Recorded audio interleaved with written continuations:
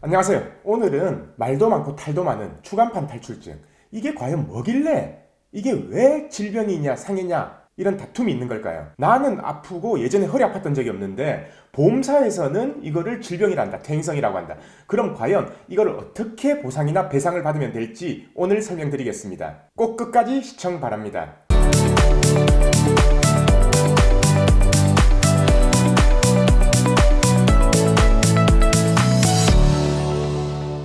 안녕하세요. 매일매일 새로운 정보를 전달해드리는 채널 보상과 배상입니다.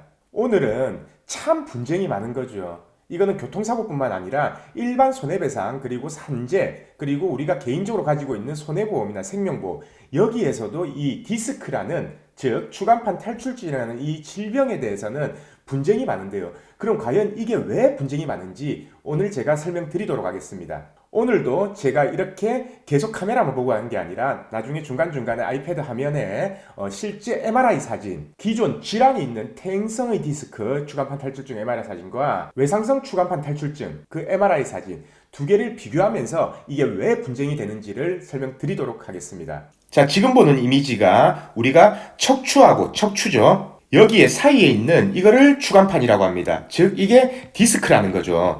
디스크가 당연히 이 추체, 뼈하고 뼈 사이에 쿠션 역할을 하는 이 디스크가 없게 되면 척추관이 좁아지던가 아니면 틀어지던가 아니면 뼈끼리 맞닿아서 염증이나 통증이 발생할 수 있겠죠. 그래서 이 디스크가 있는 거고요. 이 디스크 뒤로 보이는 이게 바로 뇌에서부터 나오는 중추신경인 척수신경입니다. 우리가 디스크의 흔한 증상은 저리거나 마비가 오거나 간질간질하거나 통증이 있는데요. 그럼 그런 디스크의 증상들이 왜 발생하냐면요. 바로 여기에 흐르는 척수신경을 디스크가 건드려서 그에 따른 신경학적 증상이 발생하는 겁니다. 근데 이 디스크는요, 젤리 같은 재질로 되어 있기 때문에 그리고 안은 수액이라는 물체로 되어 있기 때문에 이게 터지게 되면은 이게 흘러나와서 여기에 신경을 건드리게 되는 거죠. 근데 우리가 자동차 타이어도요, 사고가 안 난다고 하더라도 계속 사용했기 때문에 마모가 되죠. 이 디스크도 마찬가지입니다. 계속 구부리고 움직이고 이렇게 하기 때문에 이 디스크가 젊은 사람이라 하더라도 이게 조금씩 삐져나오게 되는 거예요. 근데 이 삐져나오는 게 이 신경을 안 건드리면은 문제가 안 됩니다. 근데 이 신경을 건드리면서부터 증상이 발생하게 되는 거죠. 이거를 초기에 치료를 안 하면 나중에 마비가 되고 증상이 더 악화될 수가 있기 때문에 초기에 수술을 해서 뭐 절제를 한다든지 아니면 레이저로 치료한다든지 아니면 여기에 감압술을 시행한다든지 요즘은 한의원에서 의료보험 처리되는 추나요법이라고 있죠.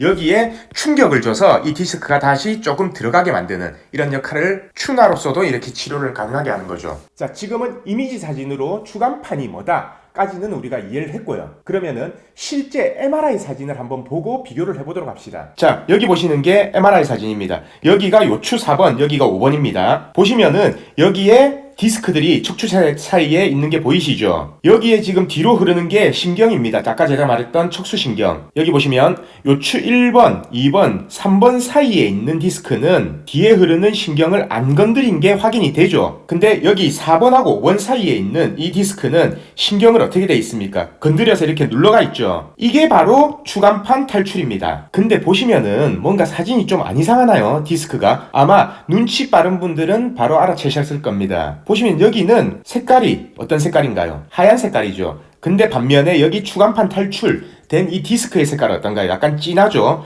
이게 무슨 말이냐면요.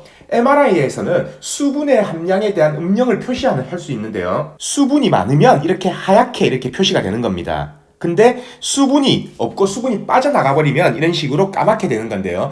이거는 무슨 말이냐? 다른 디스크와는 달리 여기 요추 4번, 5번 사이에 있는 디스크에는 수분이 이미 많이 빠져나간 상태라는 거죠. 바로 이걸 보고 퇴행성을 평가를 합니다. 왜냐면 오늘 사고 나고 만약에 내일 MRI 촬영을 했을 때요, 하루 만에 디스크가 탈출이 됐다 하더라도 수분이 그렇게 많이 빠져나가지는 않아요. 근데 이게 탈출된 지가 오래되거나 아니면 서서히 튀어나왔을 경우 이렇게 수분이 점차적으로 빠져나가서 MRI를 촬영했을 때 이런 식으로 이렇게 검은색으로 촬영이 되는 겁니다. 자, 이제 아시겠어요? 의사들이 어떤 기준으로 이게 퇴행성이다 아니다, 보험사가 어떤 기준으로 이거는 사고하고 인과관계가 없다 라고 판단하는지. 자, 그러면 지금은 퇴행성 디스크에 대한 MRI 사진을 봤고요. 이제는 급격한 외상성 추간판 탈출에 대한 사진도 한번 봐야 되겠죠. 자, 여기 보시면은 이건 아까는 요추의 사진이었고요. 이거는 경추의 사진인데 보시면은 경추 1번, 2번, 3번, 4번, 5번, 6번, 7번이거든요. 자, 여기 1번, 2번, 3번, 5번, 6번에는 뒤에 흐르는 신경을 안 누르고 있죠. 근데 여기를 보시면 디스크 자체가 뒤에 오는 신경을 누르고 있는 것이 확인이 됩니다. 아까 제가 보여드렸던 MRI 사진하고 다른 점이 뭔가요? 우리가 MRI를 봤을 때 여기 추간판의 음영, 그러니까 색깔을 보면 되는데요. 다른 곳하고 탈출된 곳하고 거의 비슷한 색깔인 걸 확인할 수가 있습니다. 그리고 아까와는 달리 이렇게 삐져나와서 흘러내린 것을 볼 수가 있죠. 자, 이렇게 흘러내렸음에도 불구하고 아직 수분이 많다는 것은 급격하게 이 디스크가 탈출됐다라는 의학적인 근거입니다. 그래서 의사들도 이걸 보고 사고 기여도가 얼마다, 기왕증이 얼마다, 이건 퇴행성이다 아니다 를 판단하는 겁니다. 자, 그리고 아까 제가 요추부의 MRI 사진과 지금은 경추부의 MRI 사진을 보여드렸죠. 이 사진 두 개를 보면요, 화질이 어떤가요? 아마 다 느끼셨을 겁니다. 아까 보여드렸던 요추부의 MRI 사진이 더 선명하다는 걸 알 수 있어요. 이게 바로 제가 누누이 강조했던 MRI 기계의 성능 차이, 가격 차이인 겁니다. 그래서 나는 증상이 있는데 진짜 명확하게 이걸 알아보고 싶다라고 하면은 대학병원에 있는 MRI를 추천드리는 이유가 그 이유 때문인 겁니다. 자, 다른 MRI 사진을 한 개 더 보시죠. 여기 보시면 이거는 지금 뒤에 있는 신경을 안 누르고 있는 게 눈으로 확인되실 겁니다. 근데 반면에 그 밑에 있는 추간판들은 이렇게 신경을 누르고 있는 게 확인이 되시죠. 자, 그러면 또 음영, 색상을 보시면요. 위에는 조금 밝은 색상인데 비해서 밑에는 점차적으로 색상이 어두워지는 걸 확인할 수가 있습니다. 이런 부분들 때문에 보험사나 의사들 전부 다 디스크는 질병이다, 이번 사고하고와 디스크는 인과관계가 없다 라고 이렇게 판단을 하는 겁니다. 근데 사실 억울하거든요. 왜냐? 한 번도 치료받은 적이 없는데 이번 사고 나고 통증이 있어서 MRI를 촬영했고 MRI 촬영한 결과 추간판 탈출증이라는 진단이 나왔는데 이거는 질병이라고 한다, 사고 기여도가 없다라고 한다. 그래서 저는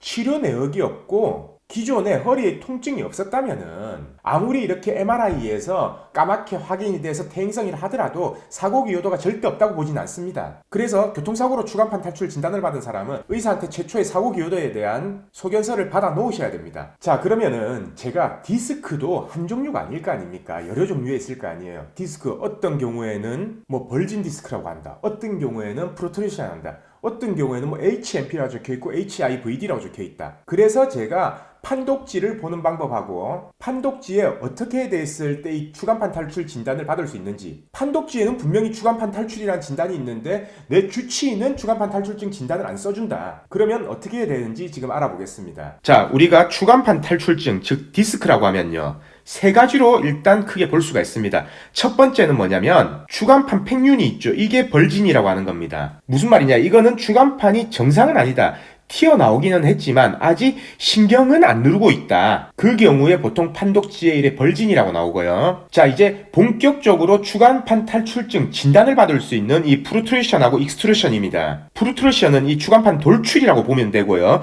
익스트루션은 추간판이 터져서 흘러내렸다고 보면 됩니다. 자, 이 그림을 보시면요, 프루트루션은 나와서 뒤에 신경을 흐르는데 튀어나오긴 했으나 아직 모여있는 상태고요. 익스트루션은 뒤에 흐르는 신경도 눌렀으면서 이게 밑으로 흘러내린 겁니다. 자, 쉽게 생각해서 이렇게 생각하시면 됩니다.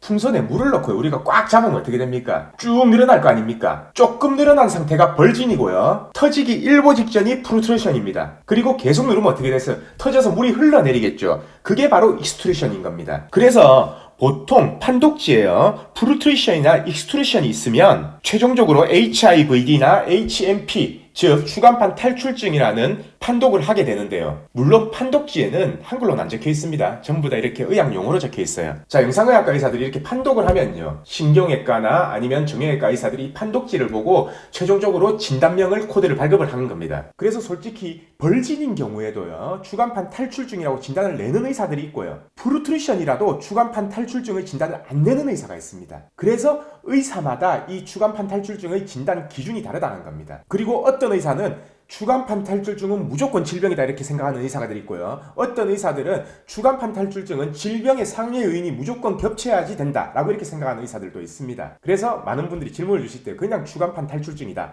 라고 하면은 그거에 대한 답변을 드릴 수가 없어요. 추간판 탈출증도 MRI상 지금 어떤 식으로 돼 있고 그리고 판독지 어떻게 나와 있냐에 따라서 배상이 가능한 추간판 탈출증이 아닌지를 판단을 해야 되기 때문이죠. 자, 그래서 최종적으로 말하면 이렇게 HIVD나 HMP의 판독 결과가 나오면은 이렇게 추간판 탈출증의 진단을 내릴 수가 있는 겁니다. 그리고 이 추간판 탈출증의 진단이 나왔다면 그 다음에 퇴행성이냐 외상성이냐 이 문제를 논해야 되는 거고요. 예를 들어서 사고 나고 의사가 사고 기여도 30%다 라고 하면 당연히 기왕증이 70%겠죠. 반대로 기왕증이 30%다. 그러면은 사고 기여도가 70%가 되는 겁니다. 자, 이게 추간판 탈출증에 대해서 조금 이해가 되셨나요? 자, 이 추간판 탈출증이 왜 기왕증이라고 왜 퇴행성이라고 하고 왜 외상성이라고 하냐에 대해서 이 부분에 대해서 오늘 제가 MRI 사진을 비교하면서 설명을 드렸는데요. 그러면은 나는 이번 사고로 이렇게 됐기 때문에 자동차 보험회사에서는 얼마를 배상을 받고 그리고 내가 가진 보험에서는 어떻게 장애 진단을 받을 수 있는지 그거에 대해서 제가 내일 저녁에 다시 설명드리겠습니다. 오늘 내용이 도움되셨다면 구독과 좋아요 꼭 부탁드리고요. 내일 뵙겠습니다. 오늘도 영상 끝까지 봐주신 구독자분들께 감사드립니다.